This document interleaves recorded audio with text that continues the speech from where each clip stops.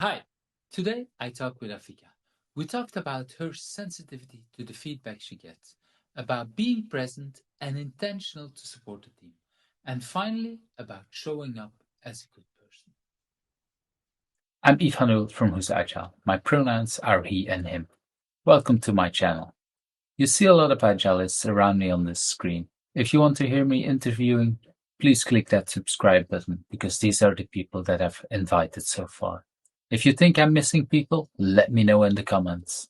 And that like button, well, if you liked today's interview, don't forget to click it. Hello everyone, and with me I have Afika. Good morning. I actually didn't check how I should pronounce your name. Is Afika the right way to pronounce the name? Afika is perfect. You got it right. As long as you Oh, didn't say Africa.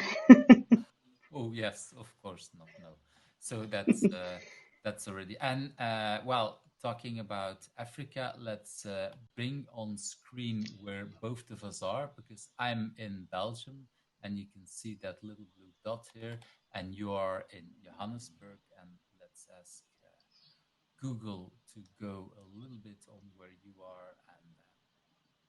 Why didn't it show your name? Oh, yeah, it shows a lot of names because I've already interviewed a few people who are, yeah, near you. Yeah, Okay, there I am. I see my little name.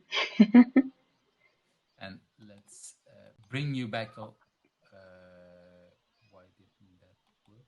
Yeah, okay. Now I bring you back on screen. So, Afika, so that's where you are, and time zone wise, it's Sunday morning and 11:29 on my side. What's the time on your side?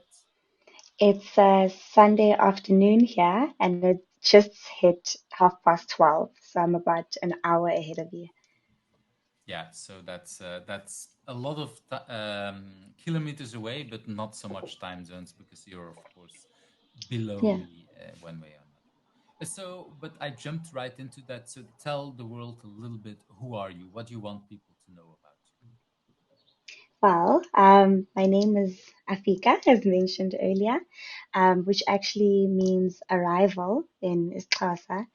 And fun story about that, how I got my name was my mom was in high school and there was a boy named Afika and she just really enjoyed his character and his energy and everything about him. And she decided then and there that, you know what, I'm going to name my child Afika. So that's how I got my name. It's a unisex name, which is pretty cool, I think. And I think in the back of my mind, more than anything, knowing that it means arrival, like there's almost an intent on in the back of my mind um, to ensure that I'm always arriving at a certain place and making my presence known. So I really try my best to do that, and hopefully that's been people's experience with me as well. Um, but I am the firstborn of three, so that makes me a deputy parent. My siblings are 21 and 18.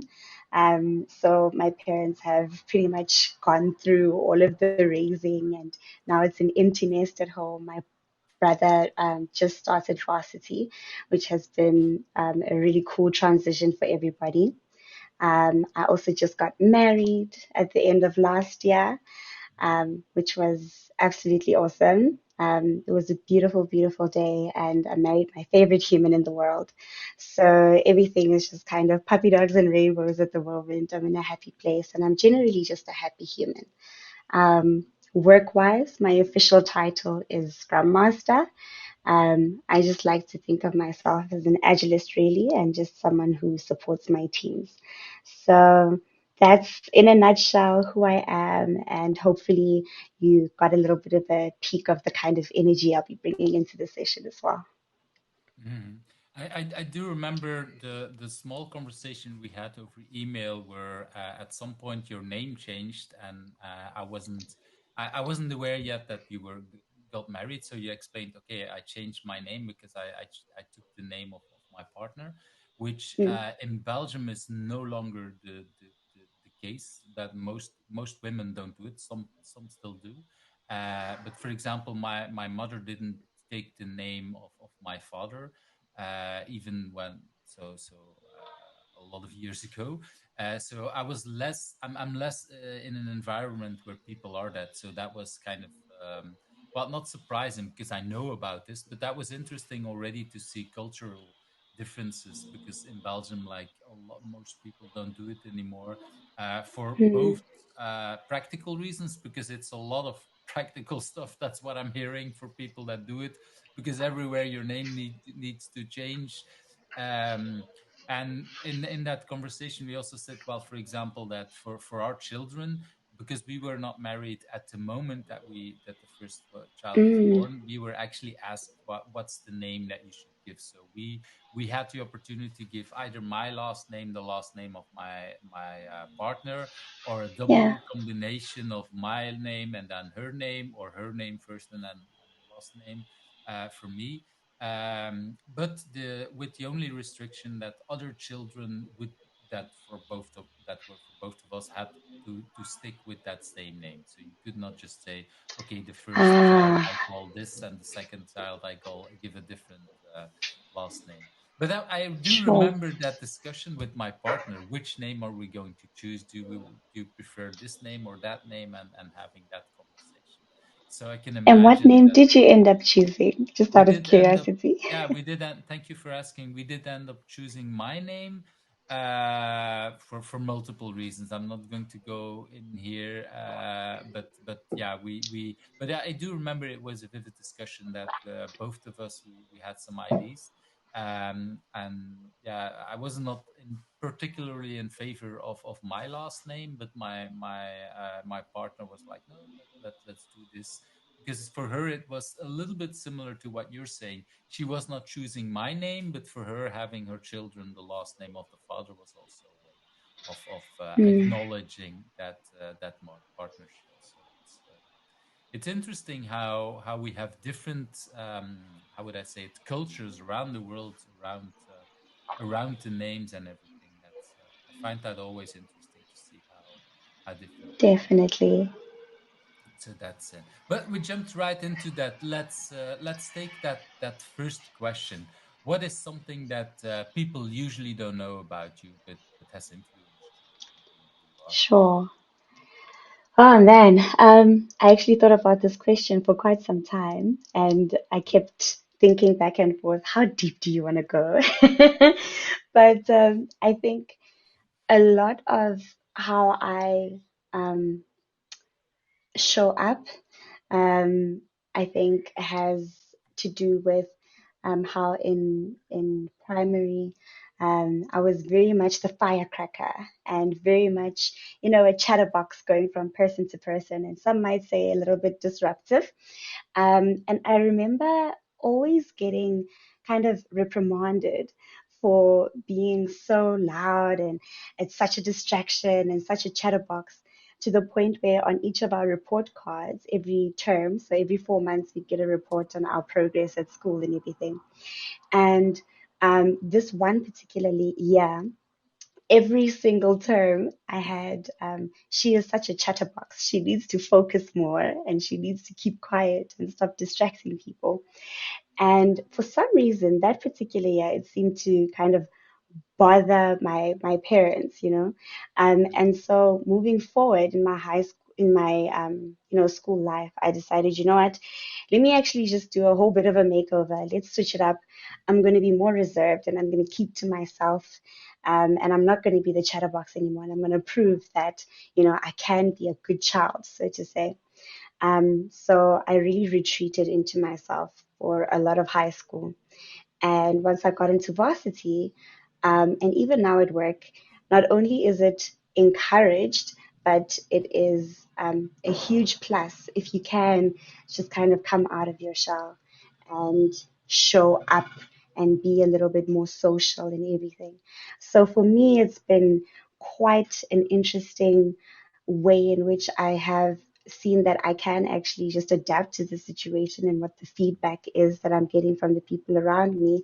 But also, I'm enjoying going back to being that person who used to be a little bit more social, who used to be a little bit more bubbly, and know that it's okay, and just kind of take pride in the fact that this is who I am, take it or leave it. And, it's not a bad thing to be a little bit more vocal. So that's that internal conversation that I constantly have with myself. And so now with my teams, when I see people retreating into themselves, I take so much um, from my past experiences to be like, look, listen, it's okay. Tell us what you think. This is a safe space. You're allowed to be you. And so, so much of my team support and even coaching and how I show up in that way for each of my team members, I think comes from always being told that, no, you're not behaving correctly or you're not doing this right. Shut it down. And so that whole journey for me has been switching that up to be like, it's okay. People have their opinions, but at the end of the day, you are who you are, and that's okay too. And so that's what I think a lot of people don't know about me is that I'm actually very, very sensitive to the feedback that I do get. And now I'm in a place where I'm just pushing beyond that and trying to support others in a way that I felt like I wasn't necessarily supported before. I find it interesting because I want to go a little bit back to that feedback, and maybe you don't know because, of course, it's long ago. But do you know if Mm. it was? They said you're distracting others, but they also said you need to focus. Were you not focused yourself, or were you able to babble and focus at the same time? Do you have any idea about that? I think from what I can remember, and I don't want to lie, but when it came to certain subjects that I was interested in, I would definitely be able to focus. And then when it came to like maths, for instance, that's when I would just wonder, I'd be like, oh my gosh, when is this going to be over? So I think it was a combination of the two. If we were in an environment where we were doing, English or arts, I could babble and focus simultaneously. And in other subjects where I just wasn't as strong, like maths, then I'd just be like a little bit of a terrorist, so to say, in the classroom. But that also says a lot about the way things were taught in your school. Because if whatever, and of course maths can be a difficult subject for a lot of people, but if it's I still remember a few math teachers that were really good at getting the attention in class from everyone because they linked it to interesting things and interesting conversations. So Mm, even the people who were struggling with maths paid a little more attention. And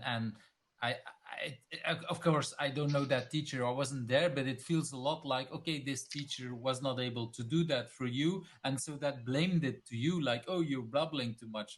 Yeah, okay, there is mm. a part of it true, but there is a part of it that also should be put on the teachers, I think. And it's interesting that the feedback that we give to children can have such an impact. And of Oh course yeah. maybe the teacher was very proud, okay, I was able to make sure that she talked a lot less.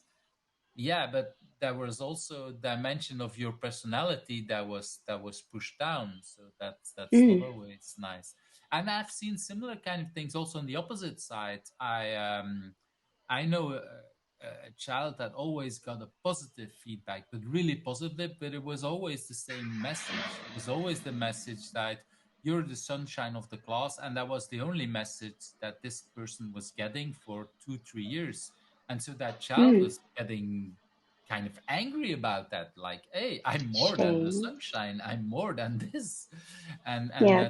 that's yeah, I think. And of course these teachers meant it very positive because they say we don't want to complain, this is the almost a perfect child in the class. But yeah, at the same time it doesn't show the rest of the personality, just like with you, the chatterbox. Mm, Okay, if you were able to chat and talk a lot but focus on English, that shows that this is a great mind because you can do multiple things at the same time. So sure. that didn't show that visibility or that appreciation, I would say, for that part of your brain. But luckily Mm, you mm. ran into IT and into agile where you have that support and where you can use these things, I think. So that's Definitely. really cool, that you were able to find. And I think it's also indeed immense important that you now know both parts. Okay, I can be that Mm, socially going outward and reach out to people, but because I know that other side, I pay a lot of attention for the people in my team who are, yeah, struggling, or who for whatever reason don't want to reach out or chat that much. So it mm, so that's definitely, even if I don't like the way how it's got, the end result might be positive in how you 100%. develop. So that's indeed some a very nice story to share. So let's move to that second question. That if you had not been doing what you've been doing now, do you have any idea what could have become of you? So many things. So one thing I didn't mention when I introduced myself was that I am pretty much on my third career shift, so to say. Wow. Um, yeah, For such a there's young been person, you already been to multiple things, so that's interesting. yeah, which I think is really cool because Mhm. I'm not necessarily one to hang around in a place that doesn't give me much joy, and I will constantly seek to find that joy, even if it means starting over a couple of times. When I was studying in varsity, I actually enrolled myself for BCom Law. And then I graduated. So I am a lawyer by profession, but I didn't Wow. do my articles and all of that kind of stuff because I realized that, this isn't quite the fit that I was looking for. So while I went back home after graduating, I just started applying to see what would be my options out there in the Mhm. working world. And I had applied to almost every single law firm I could think of that I had heard of, that I could research, and I kept getting rejected. So I decided, let me just kind of take a step out of my comfort zone and see what else is out there because I know that this isn't something I want to do for the rest of my life, anyways. Mhm. And then that's where I got the opportunity to be part of a graduate program in my previous place of employment. And it was a management consulting firm. And that was really cool to me because what that meant was I could just arrive and figure out where my place is and how I can add value in this environment. And so in that space, I was part of a department called Human Performance, which encompasses things like change management and organizational development and design and learning development, and really looking at, humans and how best to ensure that they can perform in the workspace and bringing that human element into the working world. And I really loved that and I enjoyed it a lot. And then quite soon afterwards, that was when I found, heard of agility for the first time. And that kind of connection to the human as well, even in a space like IT and technology. That was so inspirational to me, and it just like blew my mind. Um, so I could have either been a lawyer, or I could have been still within change management. I do remember as a young child, though, um, really wanting to be a presenter or be on television. Mm. I thought that that would have been so much fun. So much so that there was a show. I think I was in grade seven when this show was doing auditions.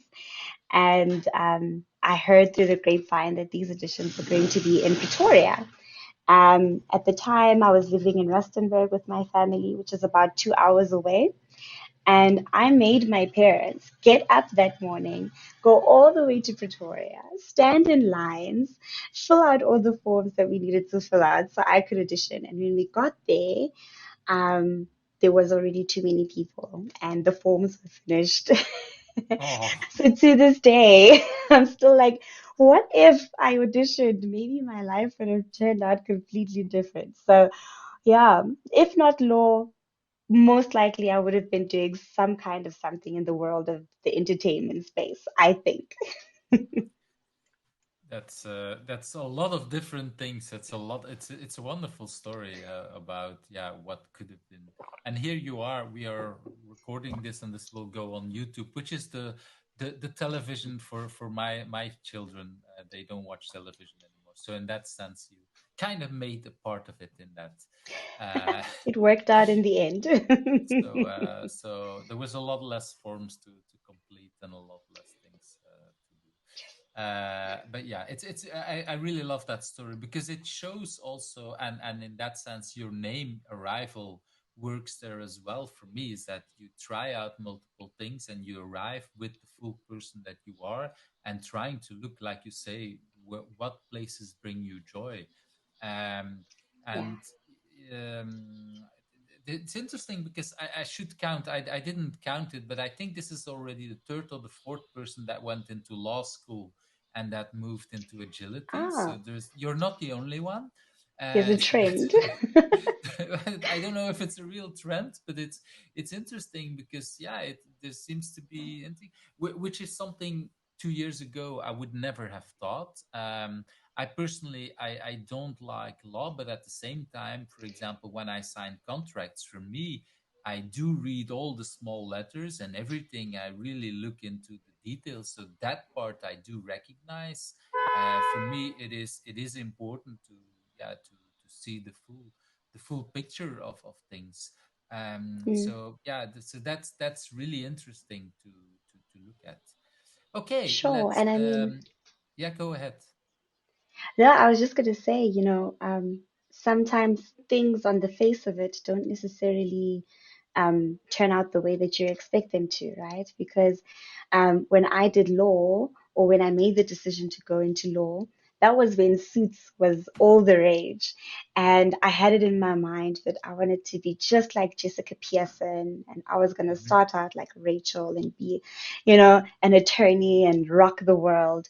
And then you walk into the space and you see real life. And it's not like that at It's all. not like on television. It's No, everything was brown. I did not like it at all. And so at that point I realized I can't do this for the rest of my life.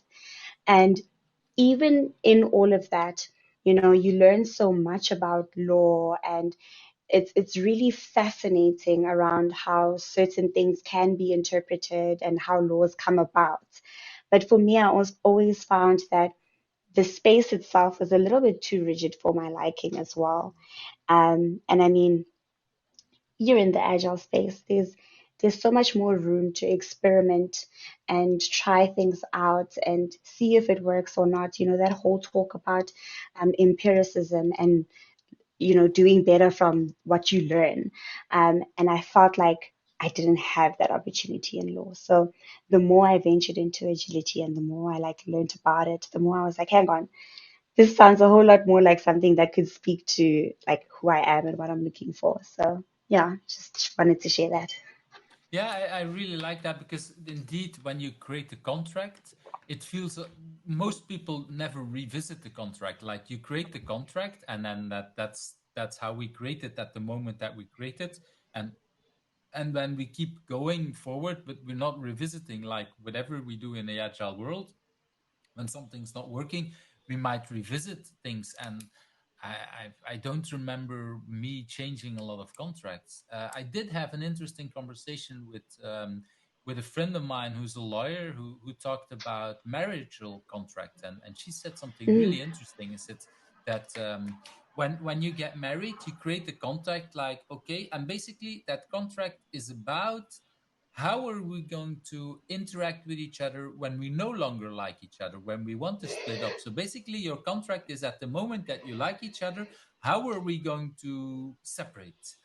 And then she mm, said, but if at some point you separate, but you're still in kind of agreements, like okay, we want to separate, but you no longer, both of you no longer like that original contract, you can still say we separate, we ignore that contract, and we separate it in different ways. So the contract is only needed at the moment that you leave each other and you no longer agree on how you want to do things, and then you go back to that original contract and say okay, how did we originally say we're going to split up, and how do we going to behave? And I found that really interesting, and it made me mm, think a lot indeed about, but over time you never revisit that contract, or most people don't revisit that mm, contract. I did hear that my parents, for example, they're in their 70s, that they they said a few years back, okay, now that all the children are grown up and everything, we want to look at a different way, that if one person dies, then the other should keep, yeah, having everything without having things going to the children. So they do revisit some part of that contract, but in a completely, yeah, because they're in a different part of life. But that was the first time I heard people talking about revisiting a contract, and I was really interested. So Interesting. Yeah. I really like that you bring that up, because in law, indeed, a lot of what I see people talking about is we create some kind of agreement, and then that's just how we're going to work the rest of your life. And in agility with teams, that's almost the opposite. We start somewhere Mm, and then we adapt week after week. um, and yeah. it's also not because it's in a contract. I mean, a marital contract. It doesn't mean that I've signed somewhere that I love my partner and I'm going to stay there. That I never have to tell my partner anymore that I love her. If I would not do that for the next 20 years, that marriage would be Mm, over, and that contract would not save it. I mean, that's definitely. 100. So we need to talk a lot more. Okay, that's been really going in a very interesting conversation. Thank you very much. Sure. Want to move to that next question. What is for you your biggest challenge right now, and why is it a good thing? And of course, just with the extra thing, the biggest challenge that you want to talk online and that you want to share, of course. Sure. I will say before I answer this question is I absolutely loved reading through the questions that you did send through because it it was such a moment of reflection for me. Um, and I had to sit and think about, okay, but why is this a challenge? And I mean, even the question itself around why is it good for you? For a second, I thought to myself, oh my word, why would this challenge be a good thing? And it forced me to think about it in a different way and to really shift my perspective. So, in that small way, you've already impacted like the way I frame certain challenges and certain issues. So, big shout out. Thanks for that. Thank you. Thank you Um, for the acknowledgement, because it maybe as an extra thing, I created these questions more than 10 years ago when I started the book version of this, and they were invented wow. first. I don't know not the last two questions, but the first ones, they were invented in less than 5 minutes. And if I still look back 10 years later, I'm still amazed about how much inspiration I had, because indeed I heard for a lot of people, and I'm really proud of some of that, and I've changed a few wordings, but in general, the Hmm. question stayed. And yeah, I had no idea what I've eaten or what I drunk or whatever, but it felt really like it was a good inspiration. So thank you for acknowledging that, because it's indeed, it's these are deep questions, but of course, I think you said something really important there as well.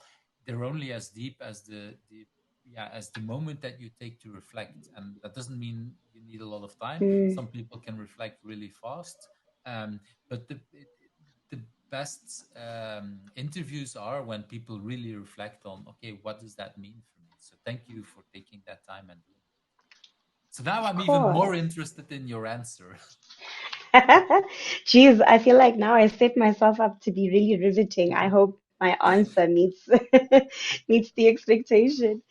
Um, but I think so at the moment right now, from at least a work perspective, there's a lot going on. There's always like lots of moving parts in a relatively large environment. And our team is relatively small or smaller than when I first joined because, a couple of people have left and certain moves within the organization have caused for the team to kind of be separated and not in one place anymore.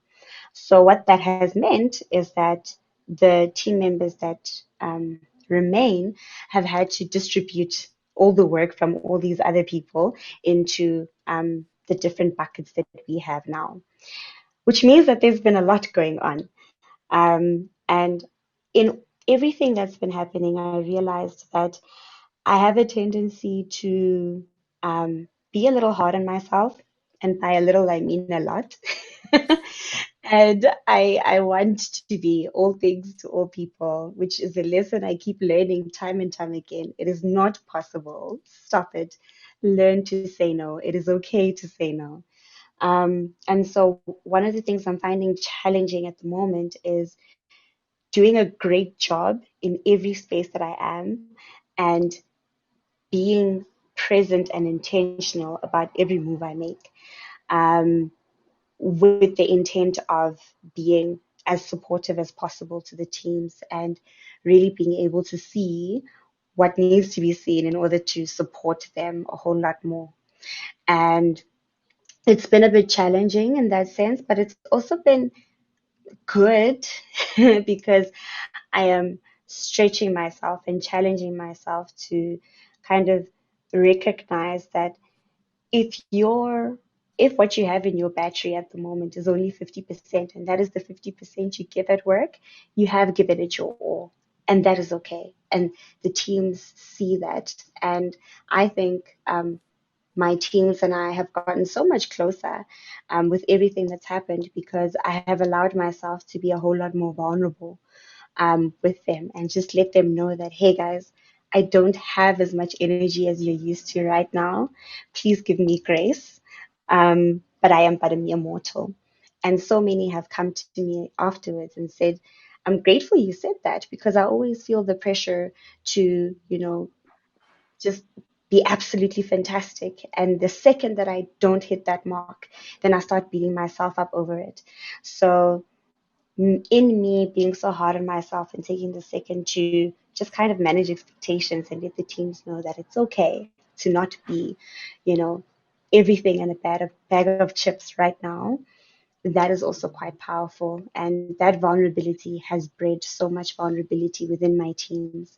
And so I think being a little overwhelmed with work has ended up in a good place for me and my teams because now I can let the not so pretty parts of whatever it is that I'm dealing with be shared amongst the team and have that vulnerability. And the team, in and of itself, I think, is so much better off for it. We're not all trying to be fantastic all the time. It's okay to have a bad day.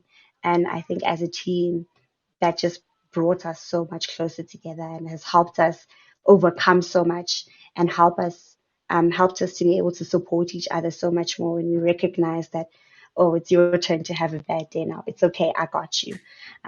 So I think that's been really special in a really great way.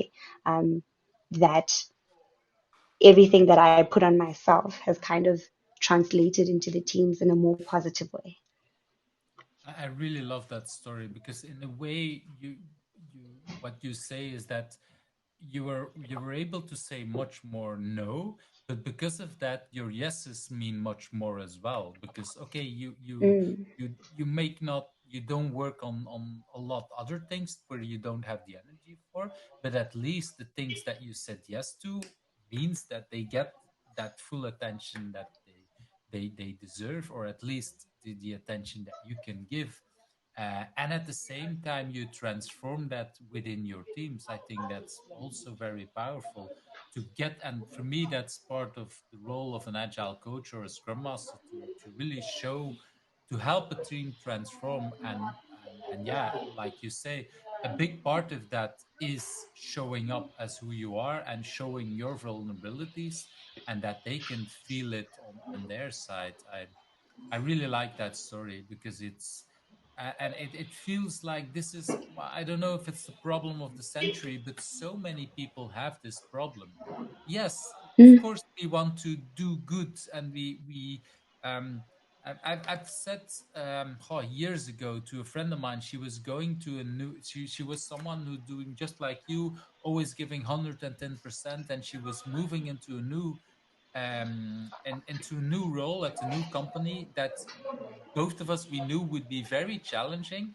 And I mm, still remember the advice that kind of surprised me when I gave it, but I really stand behind still, is like, on your first weeks, don't give 200%, because in these first weeks, you want to give that much energy because, of course, it's a new thing, it's a new challenge. But people know mm, that in your first weeks, you can't do everything like you can do after 6 months. But when your 6 months is over, you no longer will have that 200%, and then the company will expect you to become even better. Well, actually, you Mm, will have less energy. So I said it's much better to say just give your normal 100% or maybe 90%. Give yourself some slack to learn about this company, and then when the time comes that you know a lot more, then and when people expect you to become really good at it, then you can go to that 200%. But don't mm, reverse it.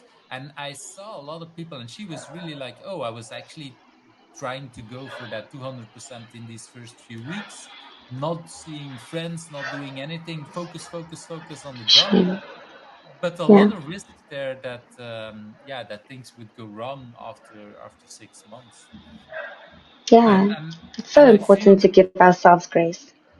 exactly, that's the thing. That's the word, that's a really fine word to say. Let's give ourselves grace. But we've jumped into some very interesting topic that I think is already linked to that next question, is that what drives you? And it's already Mm, clear for me here that you are a driven person. You are, for you, that passion, I feel it. I also felt it in when we prepared it and everything. So do you have any idea where that drive, that passion is coming from? I don't. So this is the interesting thing. Um, and maybe I'm jumping a little bit further, but one of the books that I had been reading was a book on grit around from Angela Duckworth.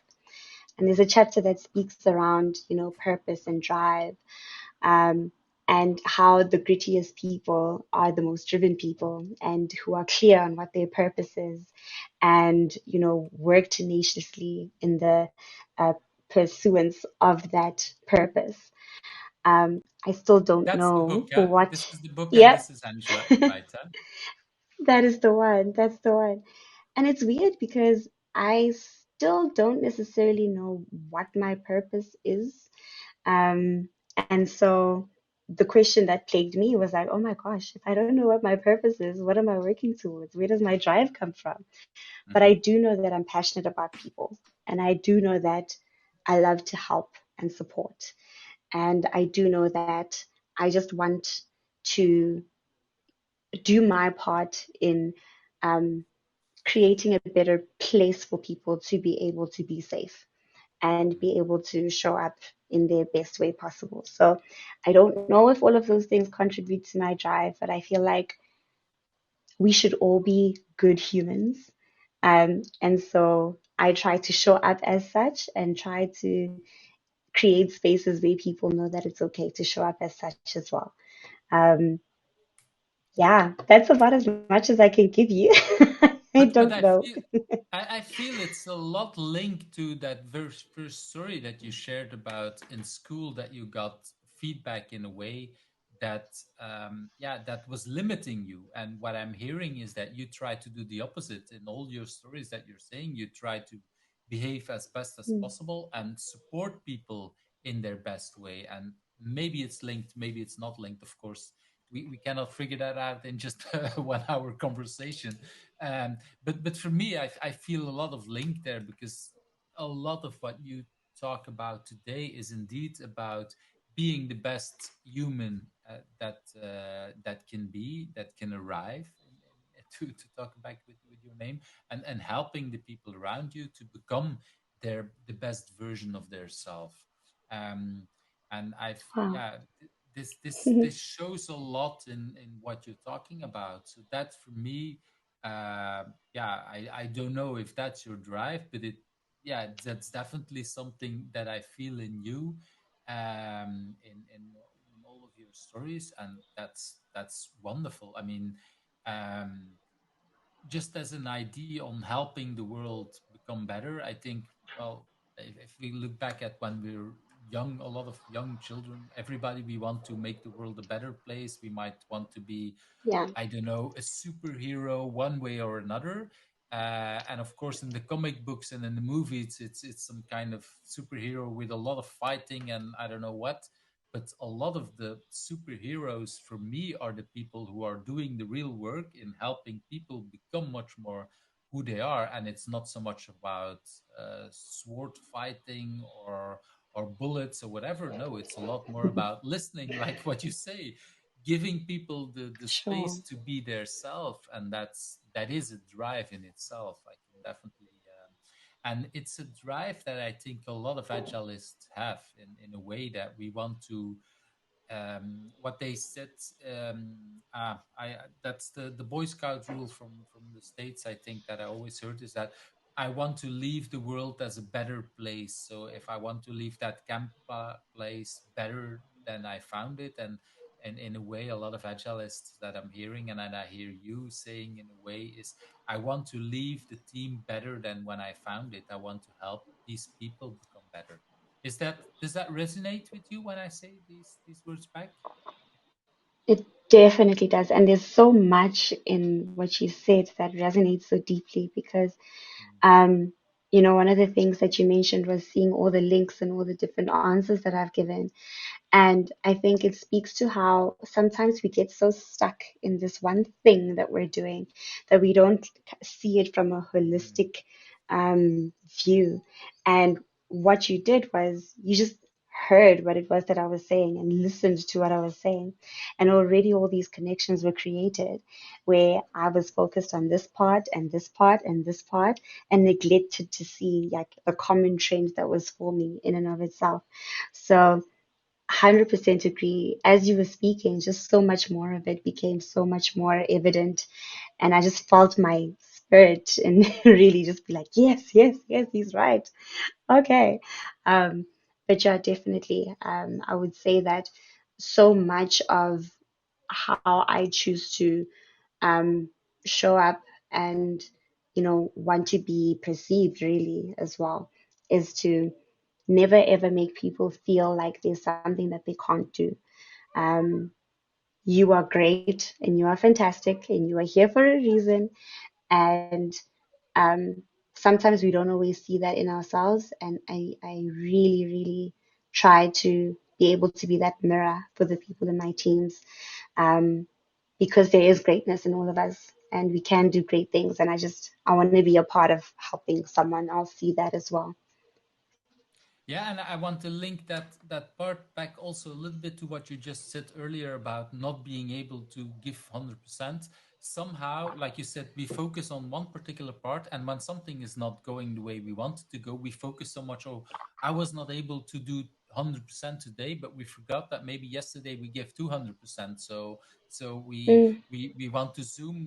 Well, for whatever reason, and I'm very human in that same aspect. Is that when things are not going, I will probably look at the thing that is not going and focus so much, and I forget about everything else that happened up front. That yeah, that made me do it. I mm, recently had a conversation with someone that showed four different ways on how relations would going, and the first option was a flat line.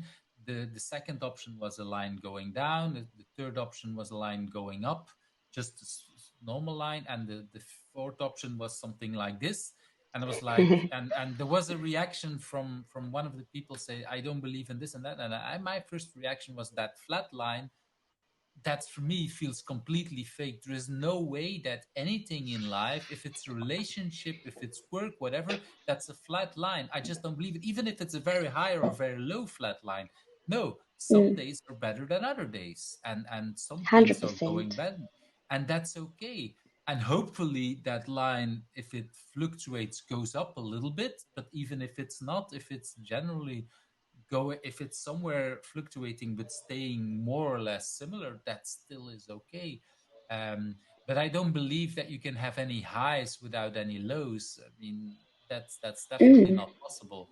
And like you say, we some or like you said earlier on, we focus on today is not a good day. Well, not only you want to show people what they are able and capable, but you also show them some compassion about, okay, today might not be your best day. That's fine. I'm still here. I will still support you. And then maybe tomorrow or next week, there will be a better day. mm, That is. I think this I feel a lot that a lot of people focus on supporting people when things are going great, but what I hear with you is sharing your story on a day that you did not have 100% was also showing the support for the people like, look, we all have bad days. And today, for whatever reason, you don't have 100%, but you give the 50% that you have. And that's, and the interesting part, what I see a lot of people doing when you only have 50%, we are so much focused on not being happy that in the end we only have 30% to give, and 20% is focusing on, wow, why do I have a bad day? And it's actually Yeah. taking away a lot of energy. And I see it myself Mm. doing as well. So it's not just blaming others. It's very tempting as a human being to do that. And then when I would have someone like you around that would say, okay, if today you only have 50%, that's fine. I will probably be able to give 50 or maybe 45% to that, yeah, whatever that needed. And I won't be hitting myself hard on focusing on why do I only have 50%. So Yep. that's a huge thing to do. So thanks for sharing all that whole package. Yay. It's and that kind of brings us automatically to that next question, is that what do you consider your biggest achievement? And I want to add always that first question, the question that around is it easy? Because basically this is your moment to brag. So is that easy for you to brag? Is that easy for you to say, this is really what I'm good at, what I did? Is that easy for you? Not at all. Even the question made me so uncomfortable still, even now. Mm, Um, Look, I think it's so important to be able to be proud of the things that you are able to accomplish because, like, when you're doing something, particularly something that you found challenging, and you get out on the other side of it, and you can recognize either a big or small win, that's something worth being proud of. Um, mm, and so I find that I have a lot of those proud moments. With work, for instance, if I can see a shift in a team where at some point it was World War I and people were ready to just be like, I'm leaving, I don't want to be with this crowd anymore.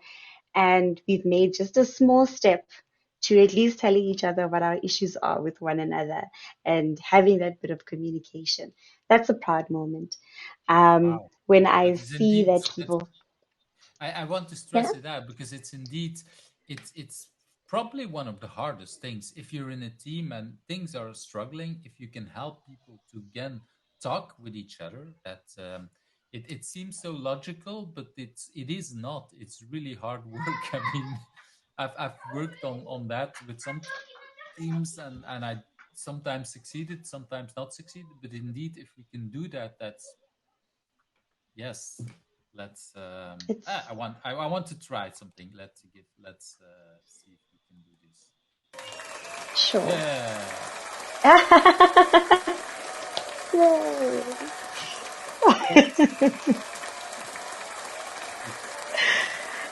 So it's Brilliant.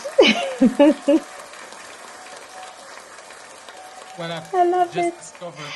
I can give the sound, but I can't turn it off. So I clicked on the again, and instead of turning it off, it started again. So, but yeah, sorry. Maybe I that's not a wanted to bad thing. We need to learn to just bask in the applause every now and then. exactly. So that's why I'm happy that I tried it. Okay, but I interrupted you. You wanted to add some more things that you were proud. Yeah, I was just going to speak to the fact that, for me, there are proud moments specifically because I hate conflict. I see Hmm. conflict and I want to run in the opposite direction. It makes me really uncomfortable. So that for myself personally is a difficult thing to deal with. Um, but I've also learned that sometimes it's about more than just me. And as uncomfortable as it makes me feel, like I need to do this for y'all so that you guys can, move forward. So it's I think for me, my proud moments lie in the places where I realize that I am lacking, but I have managed to push through and, seen that growth on a personal level. So I'm all about, growth and um, understanding that sometimes growth sits in the uncomfortable moments.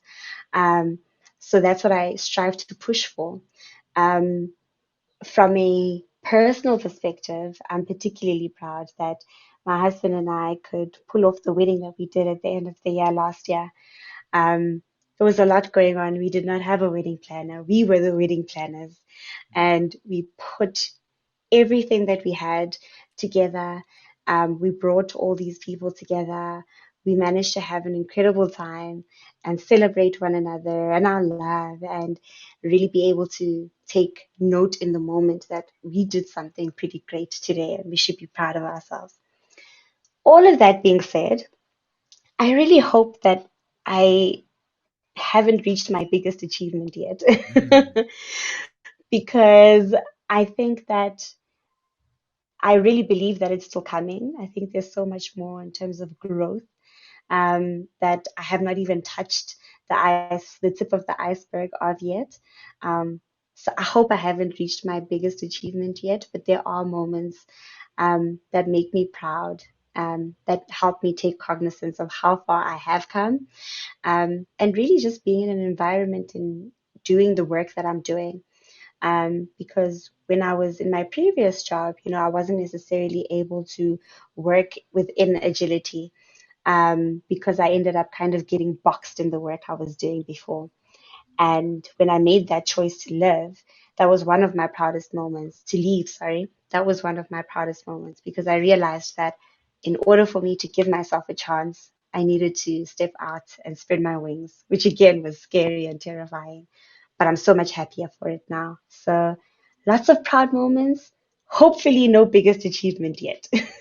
Well, I thank you for adding that. And actually, while you were saying it, I typed to change the question a little bit to now. It's no longer what's your biggest achievement, but what's your biggest achievement so far. Because I think it's indeed important to state that. Yeah, it's not because this is your biggest achievement at this point that if next year I would talk to you, you would not bring something else. And like I said earlier on, this Mm, was originally created for 10 years ago, and so some of the people I've interviewed in these in the videos, I did also have an interview in the book version originally, and most of them this answer is completely different. For most of them it's like, okay, that was my biggest achievement back then, but now 10 years later I feel something else, which is mm, pretty normal. Yeah, there's of course, for example, the people who created the Agile Manifesto. Yeah, Alistair Coburn said, "Well, yeah, if I look back, still creating the Agile Manifesto is the biggest thing that I've done because, of course, it has a worldwide big impact." Um, but even then, there's a lot of other things that he still is proud of today. So it's not because that had most impact that it means that this is for him the biggest thing. He's also very proud of other things that he's done after that. So that's yeah, it brings it a lot like what you say. You can be very proud now, and something else will pop up, and let's hope indeed that that's not that it's not your biggest achievement. That's let's keep indeed fingers crossed. So let's move to that next question. Do you have a personal agility tip to share? Is there anything that you say I want to share with yes, this one came with ease. you? Hmm.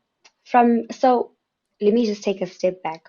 The reason why I love agility so much is because of what, how much it speaks to me as a person and how much its values are so aligned with how I believe it most makes sense for me, at least, to operate. Whether it's in a personal space or, in the workspace. And one of the biggest things for me in terms of, a common practice that is used within agility is retrospectives.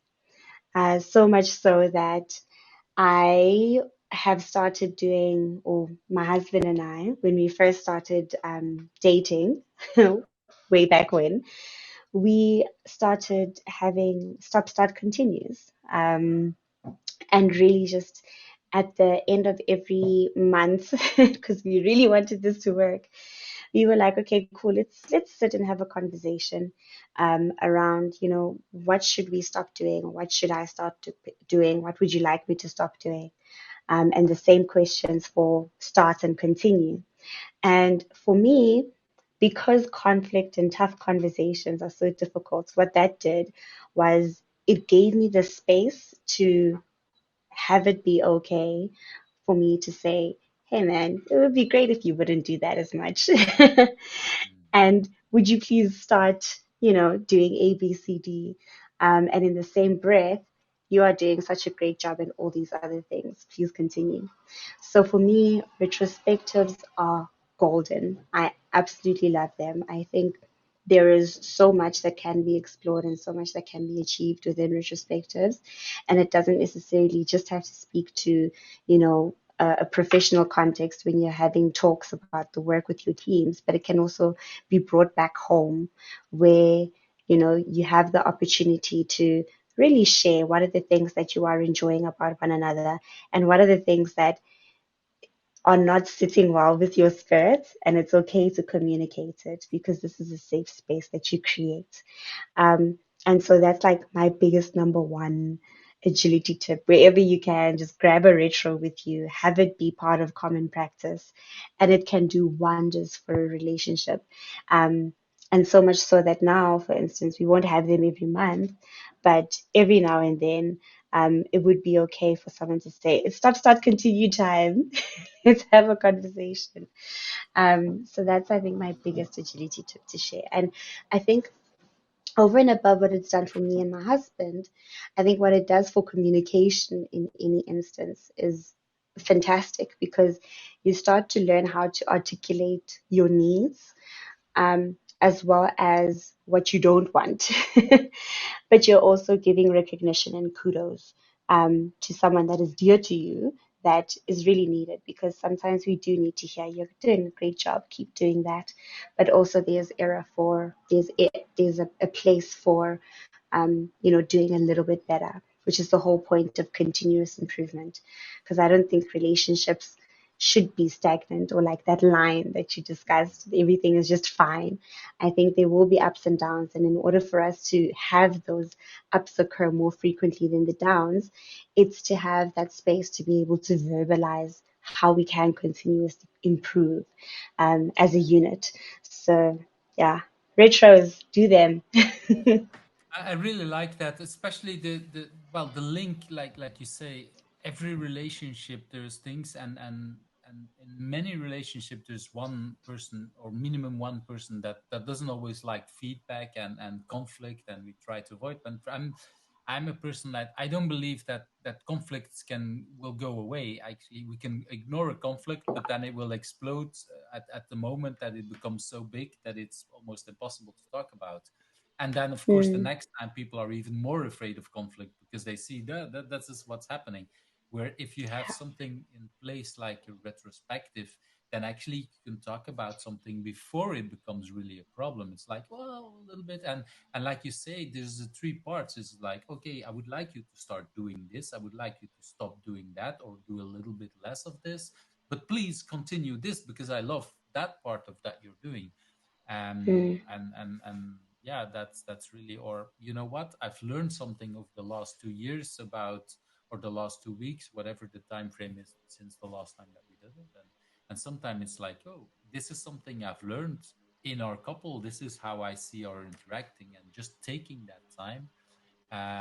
Yeah, if I look back at some of the relationships I had, they definitely could have helped a lot of having retros and having an idea to way to deal with conflict in some situations.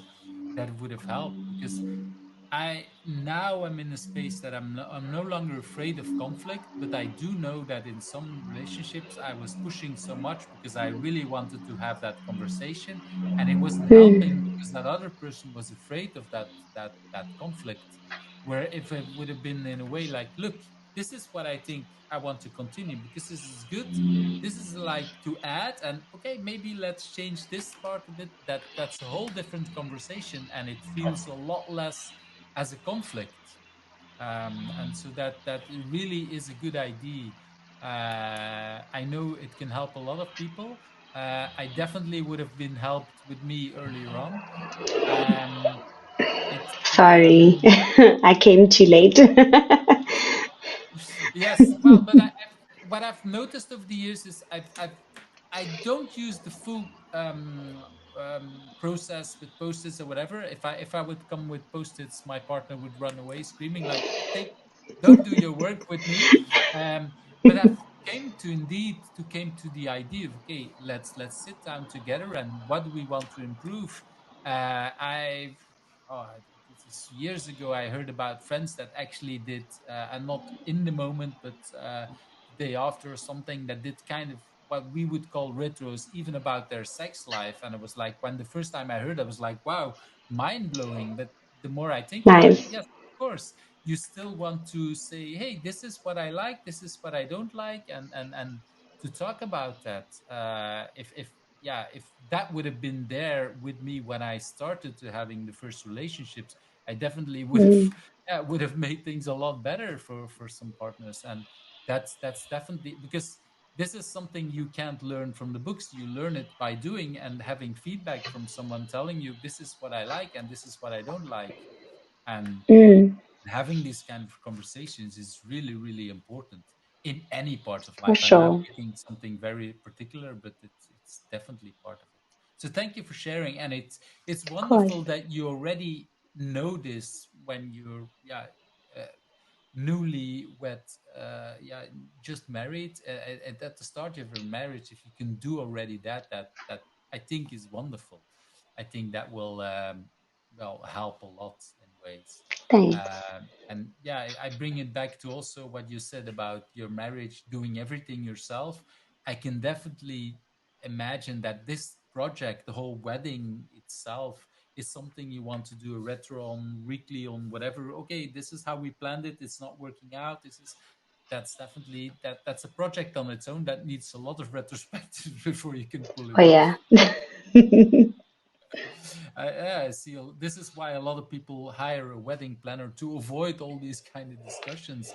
But if you can pull it off yourself, you just know that this is one of the hardest things to do. And yeah, to avoid being a bridezilla and everything on, on the whole thing of planning it. So thank you for sharing. Okay, let's move to that next question about remote work. And the question I have these days before is that, were you doing remote work already before COVID, or was that something that you experienced at that moment? I was not. Whoa, COVID, that really hit us all like a ton of Mm, bricks. So when COVID hit, I was still working in consulting, and I had just come off of client side, which meant that I was on the bench, which meant that I didn't have much to do. Um, mm, and so the organization that I was working at, my contracting house, really had to think about, okay, well, how do we account for everybody's time? mm, Because, I mean, this is money that we're hemorrhaging for people who are basically at home doing nothing. And so I was forced to go on leave for that first month, um, which again hit me like a ton of bricks because I'm so used to doing stuff and being involved and feeling like I'm adding value and running around and all of those kinds of things. And all of a sudden, I couldn't do any of that. I was on leave and I had to and just and sit and there. and the world is on fire at the same time. I mean, Yeah, the world is on fire. You can't work out just to like get out of your head. You can't have a glass of wine because like alcohol was banned for us in South Africa. Like, wow. Okay. yeah. That's something that I didn't hear here. We were not allowed to go out and go to pubs or restaurants, but alcohol was banned at that moment. Was That's banned, which was a lot because I enjoy my wine. So, and, I eventually went back to work, but working on more internal projects until I did eventually get back on a client side. And what that looked like for me, because initially, you would go to client site, you would meet all these people face to face, you would have coffee with them, you'd be hanging around, so you get a feel for who everybody is much sooner.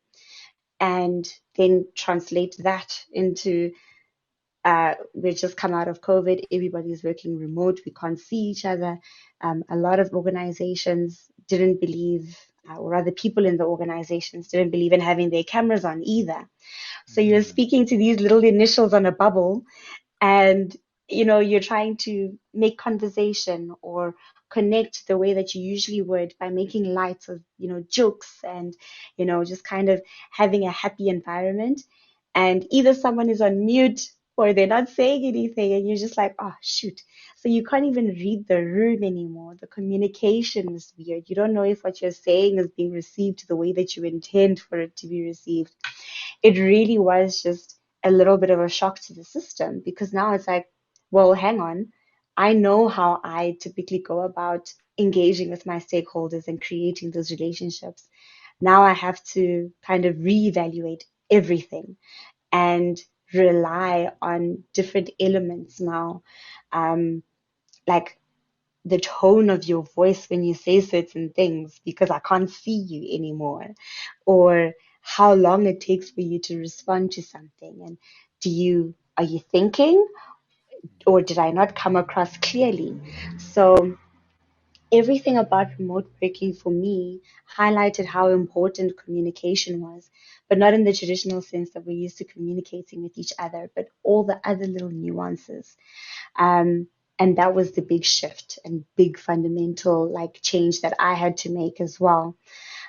So yeah, remote working really meant that I had to really think about how I was engaging with people, and how to create relationships moving forward with the people that I work with. And knowing that, um, again, we are all going through so much. And if they don't laugh at a joke, it's okay, because people out there quite literally are dying, and you don't know what people's situations are. And so sometimes, more often than not, it's not about you. Um, and so give grace to others as well, knowing that you don't know what's happening behind the scenes. And the world is on fire, and we have to be at work. Like, be kind. Yeah. Well, you Mm, have to be at work for multiple reasons. First of all, well, there is part of it that the work is there. We also want to make some money, because then when the world's on fire, you also want to have some money to keep surviving. sure. But also, like you said earlier on, you want to be busy, because sitting at home doing nothing while the world is on fire doesn't help either. There's a lot of things Yeah. going on in our heads. So just working. But for some people, like you say, yeah, if you just lost a relative or a friend, or even are afraid about a person that might die in your environment, or having someone ill, that makes you, of course, not wanting to laugh at whatever joke that there is, and just Mm, understanding that. And so I thank you, because basically what I hear you say is that, okay, in the remote work, just keep seeing the people that are there as real people, even if you don't see them. Like you say, the cameras might be off, or they might be on mute, and whatever it might be. Okay, maybe they're not in the same space as you thought you would be, or they're in a different space. Let's see them and have grace for them as a whole mm, person. I think that's um I think it's tempting, and I personally think that remote work, there's a lot of people saying it's you cannot create connections remote. I do think we can do that, but it's a lot harder. Of course, if we see each other face to face, if we talk to each other, we think, well, we can more or less read body language, or we can have a little chat for the conversation, for whatever. yeah. In remote, it's a lot harder. But for me, for example, this conversation, we have never met, but it feels like a real conversation, that I feel connected with you. So it is technically possible. Of course, we have our cameras on, we do a lot of work there, but we also make the time to listen to each other, to or at least I make the time to listen to you, to ask extra questions, to understand. And for me, that feels like in the remote world, we need to do a lot more effort than we do typically when we're physically.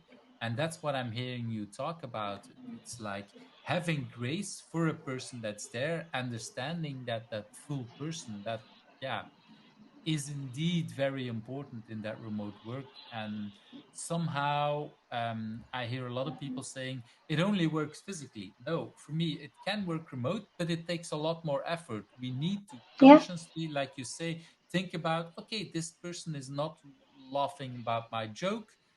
It's maybe not about that it's a bad joke. Maybe it's because this person is going on to something in life. And depending if the situation would be there, you can ask some more questions to understand, okay, was it not funny? Because, yeah, maybe I'm not as funny as I think. Okay, then I have to stop using that joke. That's fine as well.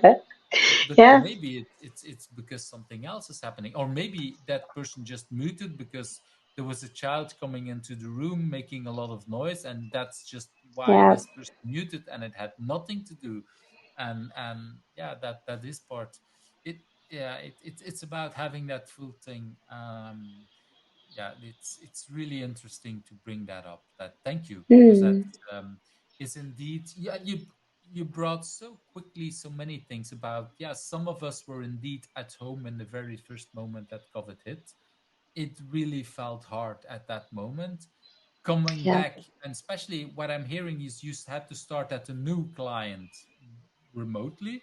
So Hmm. that's a lot harder. I was lucky that when COVID hit, I was at the client, so I had already that connections, and then we moved Nice. to remote, so I kept on some of that connections.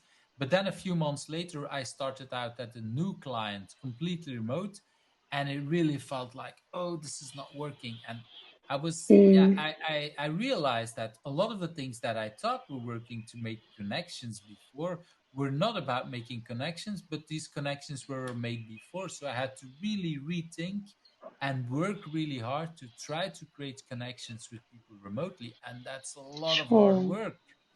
That's it is. And that's I'll that's I'll say, um, within COVID as well was when I had a little bit of a career shift. So I moved from doing change management and human performance and all of these other elements and work that I was familiar and comfortable with doing to having my first gig as a Scrum Master where I am now as well. And You I made your mean, life really hard, huh? At that moment, you made that a shift. clearly I like a challenge.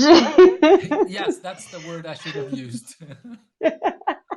And it was a lot, right? Because Mm, I mean, you learn about all these different ways to go about doing things, and you learn about um, all these ways of creating work in a visual way, and all these boards and all of that kind of stuff. You learn about retros and how people have those in person, and how people are scribbling all over the place. And I couldn't do any of that, so I was like, oh my gosh, what do I do now? What is Jira? Like, it was a lot to have to come to terms with. um, and what was actually a little bit scary for me, funny enough, was I found my feet in a remote world as a Scrum Master, and then the world opened up again, and then we could go to mm. work again. And then it was, oh shoot, I can't sit comfortably by my laptop anymore while people have a retro and switch whenever I want. But now it's a matter of, okay, cool, what does this look like in real life? How do I have in person engagements with my teams and still have them be impactful? So I think where people, and a lot of people in the Agile fraternity were like, what do we do now? We're going remote. It was quite the opposite for me, because I felt like, oh shoot, how do I do this now that we're not remote?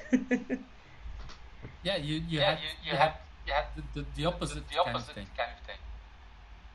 Okay. Okay. I do I hear do hear myself myself now. So I'm now. not sure I'm if not sure if something something changed on your changed on side. your side. Oh, shucks. I think my earphones switched off. Yeah, I think I so think too. so too.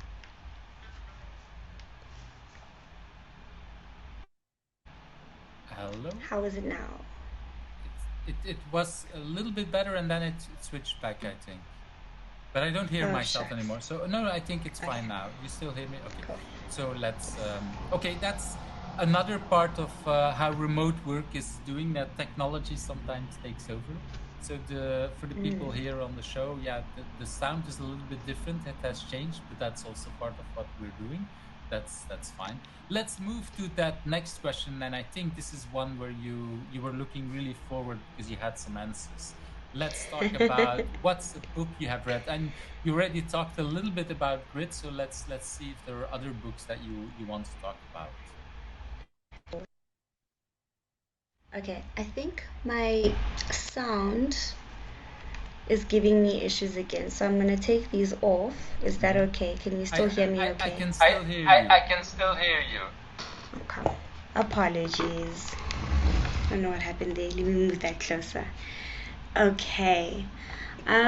Wow. So in terms of books that I have read, um, one of my faves that I absolutely have really been enjoying is Daring Greatly by Brene Brown.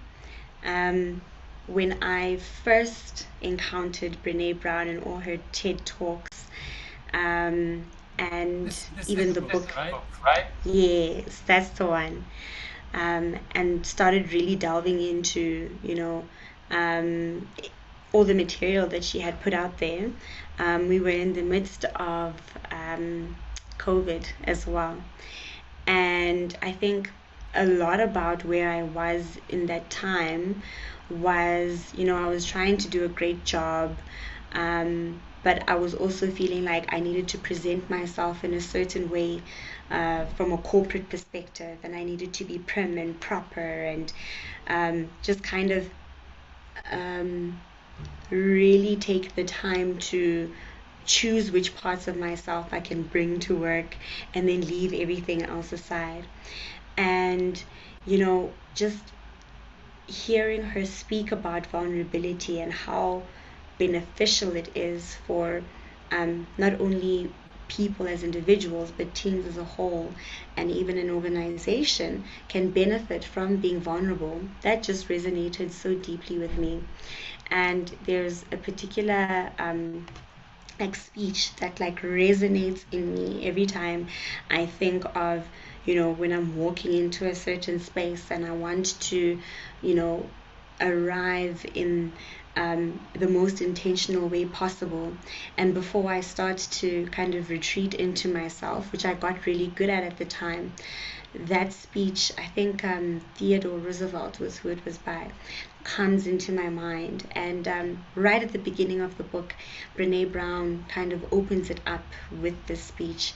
And, it's along the lines around how it is not the critic who counts, and not the one who stumbles. It's not the critic who counts, or not the one who points out, that you are doing a bad job. But it's about the person whose face is marred by dust and sweat and blood and who strives valiantly. And, even if they do fail, they at least fail while daring greatly. And it spoke volumes to me because I was like, just put yourself out there, be who you are, and your courage will make itself known in how vulnerable you're willing to be in a particular space. And the more I carry that out, the more I see it in my teams. And so that's just a book that's resonated so deeply with me, and that I try to carry into all the spaces that I go into. And then along with that, I think was The Alchemist, that I submitted as well.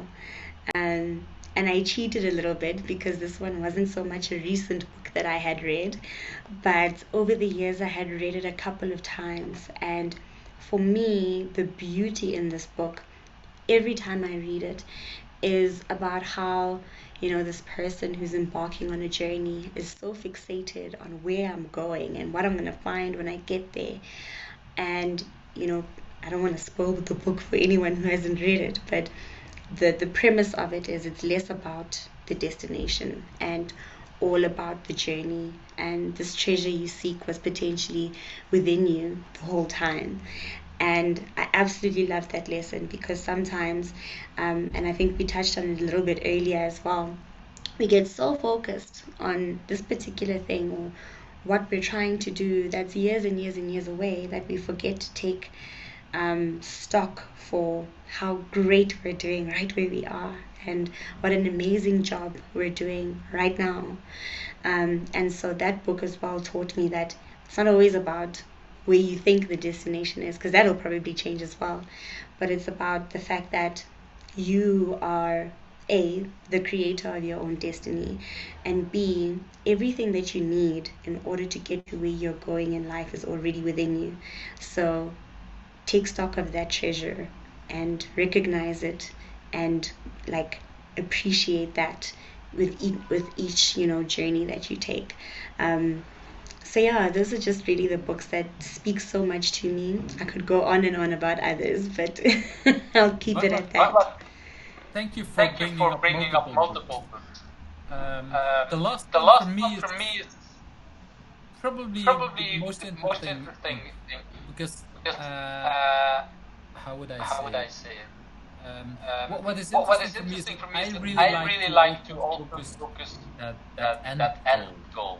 So I've learned over the years to appreciate the path, but if I go somewhere, for example, doing a walk with my partner without knowing where to go, it still is hard for me. So it's probably a book that is interesting for me to read. So thank you. Yeah, I agree. The path is important, but that end goal still is something that is, yeah. Even if I know it will change, yeah, not knowing where we're going before we start is sometimes hard. So true. Oh, I'm glad you haven't read it also. That means you can read it for the first time. Such a good book. Enjoy it. Well, I see it.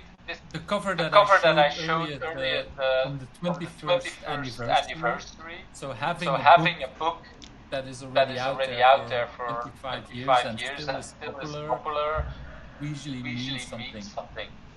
So that's thanks for sharing. Okay, I want to move to, for me, one of the most interesting ones is that what question do you think I should also ask you? Is there something I didn't ask you that you want to talk about? um, this was also a tricky question for me, Eve, because I was like, I don't know. And maybe there's so much you could potentially ask, but I really one of the questions, let me put it this way, that I've been asking myself a lot is, what's next? What are you looking to venture into or journey into next? And perhaps that is a moment that needs its own reflection as well. So maybe if I had to put myself in your shoes and switch it up on me, perhaps my question I would recommend you ask is, what's next, Afika? To which the answer would be,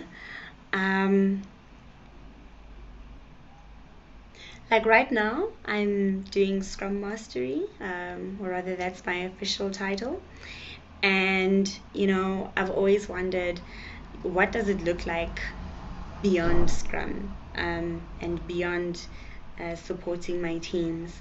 And one of the things that I've always been so intrigued about is helping, individuals and teams, but also the organization at large, because so much about what the boots on the ground, can do and the environment in which they are subjected to work in comes from, a higher enterprise level within the organization as well. And so I feel like agile coaching would be the realm in which I would, go into next, quite possibly. Maybe not right now, maybe in a year or 2 years or so, because I think agile coaches are so important as well with how an organization understands agility and how people relate to it and practice it. And I've still got quite a lot of learning ahead of me, but if I had to guess, I think walking and working towards coaching would be the next step for me. Wow, Wow, that's that's yeah, yeah. I I understand that. understand that. It's It's definitely definitely something to something think to think about about. what's What's next. next? And at the And same at the time, you same give time, you give yourself yourself time, time, which is also which is also important. important. Let's Let's understand the understand Scrum the Master Scrum Master part. What part. does that What does that mean mean before we go before we go further? further? Because Because yeah, yeah, it's it's related. related. The more The you more learn you about learn your about your current current thing, the thing, better the you will better you be will at be at the next the part. next part. And I And see a I lot of see a lot of agilists agilists thinking thinking these these days about days about indeed indeed what's what's next, next, what is there what is to there to do there, there, what does what does agile mean agile next, mean what does next, it what does it mean for mean me for and my me and my company company that that Mm. that bring them. okay, Okay, then I then want to I want move to move to the to real the real last last question. question. Who do you Who think do you answered think that? answered that? And from what I And from what I understand, you have understand, you have a list of a a few list of a people. few people. Yeah, there's quite a few people that come to mind. And these people that come to mind are such incredible humans with a wealth of knowledge, not only in agility, but in life in and of themselves. Earlier on, you mentioned that, I'm the third agilist you've come across that studied law. I've come across people who were once dancers, who are now agilists as well. And I think these people have always been so willing to impart knowledge and even learn from me, and just their take on work and life and teams and agile in general has been such an inspiration to me and helped me learn moving forward as well. So people like Reneshan Woodley, who is still very much my mentor. I told him when I left my previous company that you are not getting rid of me. You cannot get rid of me that easy. I think he is an incredible person to interview.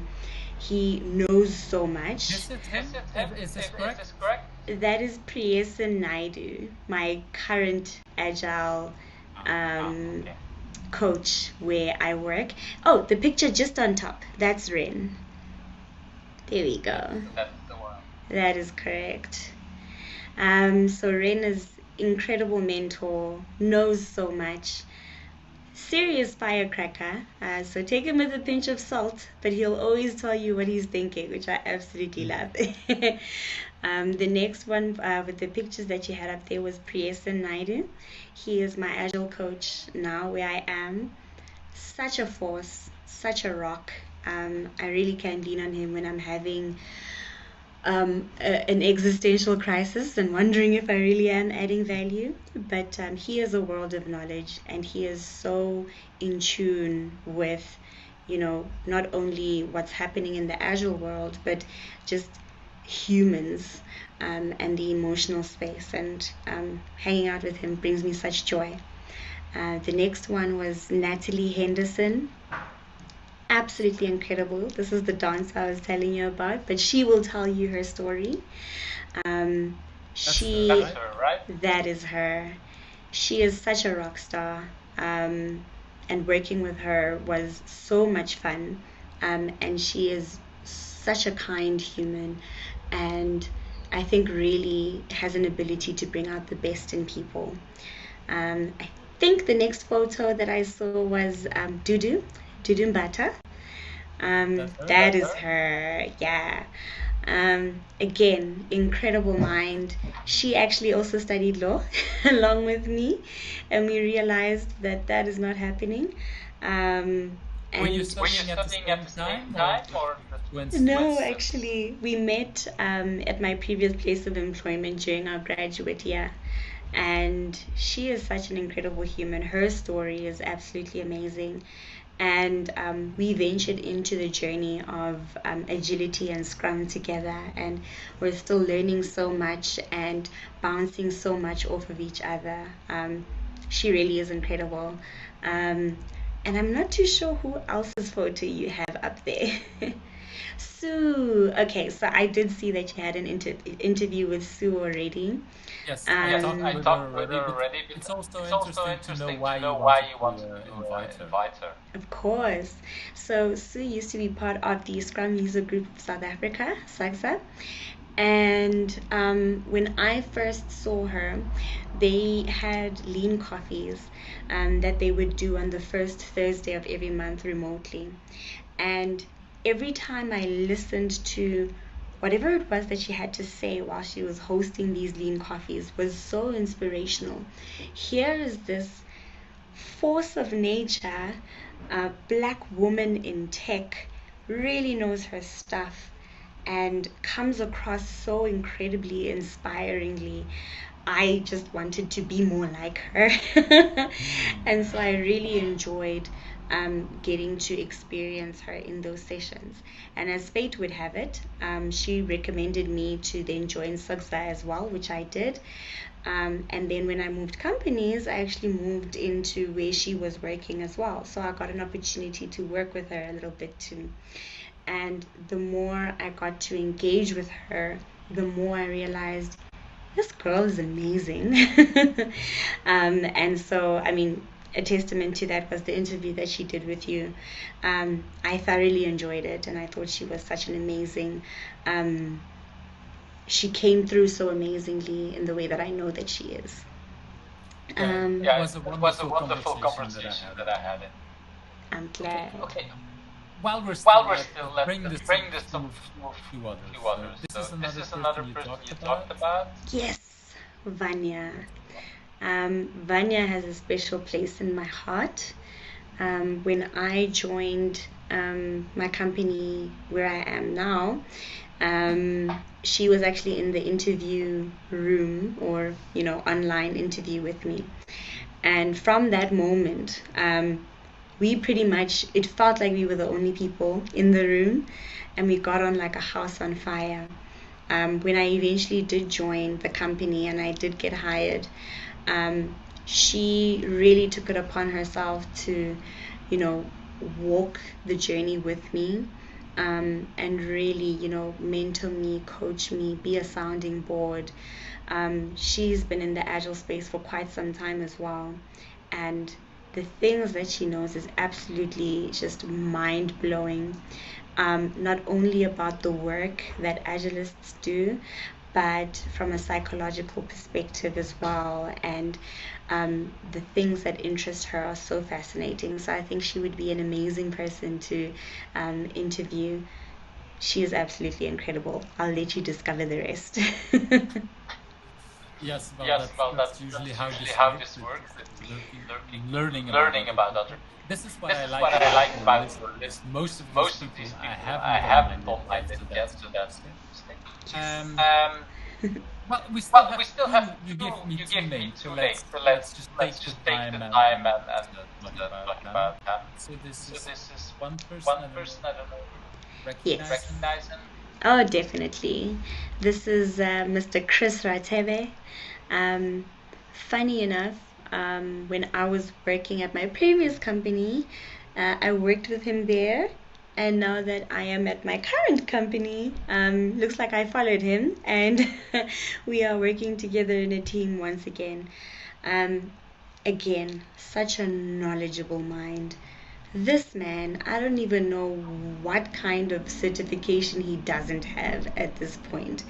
He is such a scholar of the Agile fraternity, loves football, um, and he's such an incredible mind, and he knows so much and so supportive and so affirming, which is really great in this space because I think as agilists, we we tend to be really critical around how we go about certain interventions with teams, or thinking, oh, did I do that particular thing right? Should I have done it a different way? Should I have done this or that? And Chris has always been the person to reaffirm, to say, you believe that this was the right thing to do at the time. You are great. You are fantastic. You did what you thought was right, and that is good enough. if it doesn't work, that's okay too. That's how you learn. And so Chris is just really a really amazing person to be able to lean on in this space as well. Thank you for Thank you for sharing sharing that that story. story.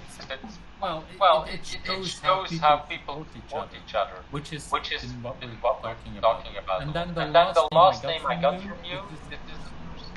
Yes. So this is Annabella Barrero. Annabella is one of the most amazing people I've ever met in my life, and I still feel like I need to know more about her. So selfishly, I am putting you onto her so that I can hear more of her story through you. But I think that she is such a genuine, loving soul, and her knowledge on the agile world is really great. Her creativity is such an inspiration. I always thought of myself as a relatively creative human, but then I met her, and just like hearing how her mind works and how she thinks about certain issues, her journey about how she got into agility, all of that is so inspiring. And I really just appreciate the person that she is, and I think that that would be a really great conversation to have too. okay. I'm Okay, looking I'm looking forward to forward that. to that. So thank you So for thank you that for that large list. large list. I cannot I promise cannot when I promise will when have I will have talked with talked with everyone everyone and have and that have visit that and and published, published. but But I'll try I'll try to see if to I can see if I talk to can all talk of to them all if of they're them if interested, they're of course, interested, of course. because that Because that stays Awesome. stays there. Because there. Because how this is how this working is to the working people to the that don't people know that it don't is know that it is that people people propose propose someone, I someone, I publish the publish the video, and video, only and then only then we we invite them. So invite them. So some people might be people might be interested, of interested, others of might be others not. might be But not. But in general, in most general, people most are people are in. interested. Yeah. Okay, I want Okay, I to want go to with the go with last, the last, last last question. question. If people If want people to want to contact you, if they contact you, if like they this thing like and they this thing say, and they say, okay, I want okay, to I want know a to little know bit a more little about more this about person, this person, where should they where should they contact you? contact you? Well, the best place to contact me would be on LinkedIn. My name is Afika Msimang. Yep, that's correct. You can just slide into my DMs. I won't ignore you. I think it's a really great platform to be able to connect with like-minded people, and just like widen the network, which is really awesome. And if we really hit it off, maybe we'll have a coffee. Not promising anything. Thank you very Thank you much, very Brene. much, Brene. We had We had a very a very interesting interesting conversation. conversation. Like I said Like I said earlier on, earlier on, I don't know the I don't know exact the time, but exact time, but a little more more a than little over more an than over an hour. I think hour. an I hour think and an hour 20 and minutes, 20 something minutes, like that. something So like that. it's So it's been really been really interesting to interesting having to that having that conversation. So conversation. thank So you very thank you much. very much. Thank you. It's been a It's been a challenge to challenge get this to get this connected from connected both from of us both of on us our on side, our so it side, took a so it took while. a while. But I'm really I'm happy really that we happy pulled that it we off. pulled it off. So thank you So very thank much you for very that much time. for that time. Same. Thank you so much, Eve. It's really been an incredible experience. I now know that the nervousness was not necessary, but I had so much fun.